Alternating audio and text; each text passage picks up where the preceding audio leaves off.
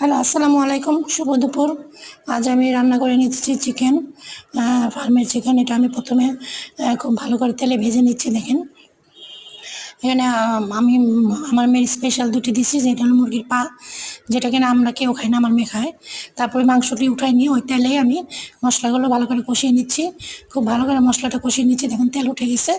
এখন আমি সেই মশলার মধ্যে ভাজা আলু এবং ভাজা মাংসগুলো দিয়ে দিব।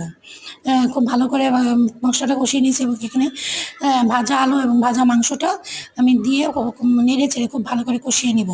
কারণ এখানে মাংসটাও ভাজা, আলুটাও ভাজা, সুতরাং মাংসটা ভালো করে কষিয়ে নিলে দিয়ে তারপর সামান্য পরিমাণ পানি দিয়ে জাস্ট মশলাটা ভিতরে ঢোকার জন্য সামান্য পরিমাণ আন্দাজ মতন একটু পানি দিব। এটা কষা কষা করে রান্না করব চিকেনটা। এটা খেতে খুবই স্বাদ হয়, অনেকটা রোস্টের মতন লাগে, সুস্বাদু।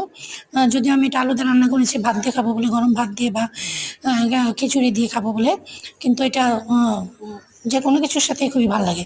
একবার ট্রাই করে দেখবে। সবাই ভালো থাকবে। ধন্যবাদ।